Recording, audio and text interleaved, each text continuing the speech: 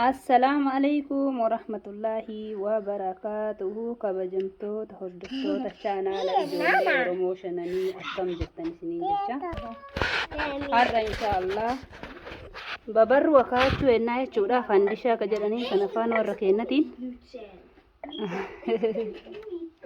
Afaan warra biyya keenyaa saniin fandishaa se'aa babarrullee jennaani. Akkasii walumaa galatti isinii gala jedhee yaada maashillaa yookiin boqqolloma. Isa babarratu san jechuudha inshaallah maashina kanatti akaayachuu fi mee akkamitti akka maashini kun hojjetu wajjiin agarra haala salphaa ta'een bareechisee akkatti dalagu turtiin keessan na wajjiin haa ta'uu isiniin jedha. Kun safartuu isaati.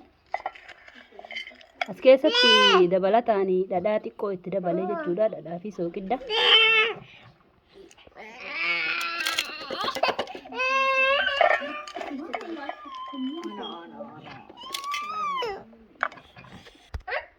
Qadaada isaa akkatti itti deebisna itti naqnee jirra jechuudha. Kun amma itti naqee jira jechuudha. Amma inshaallah kun as tuqee itti bana.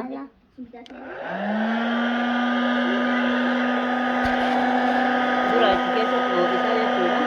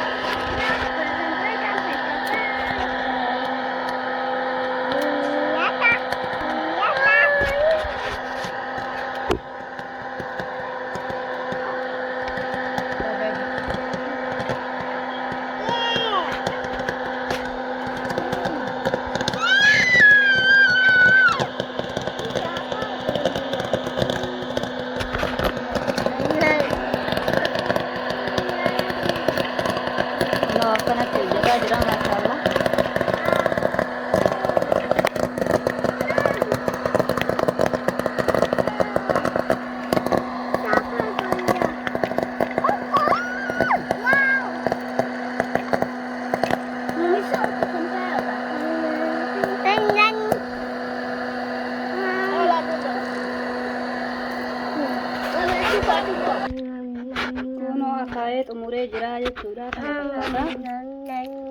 Maashaallah. Akkanatti baasa.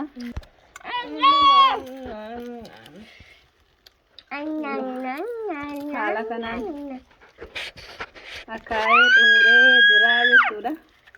Ijoolleen akaayee eeggachuu hin beekani. Isumaan ijoolleen yaadadha.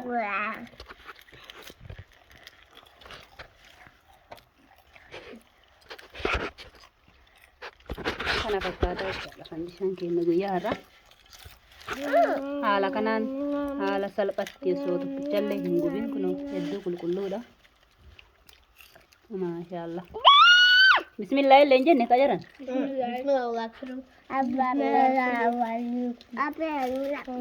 Haala kanaan salphatti maashiniin kun akaayaa jechuudha fandisha. Kana fakkaata maashinichi.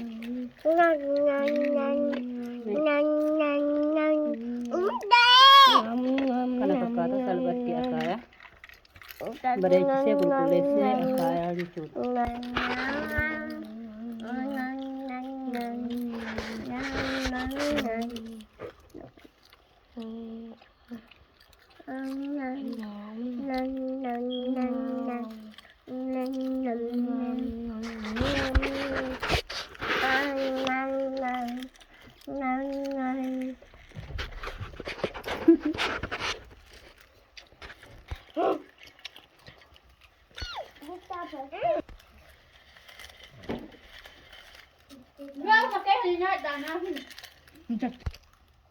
يعني لا أفو بابادا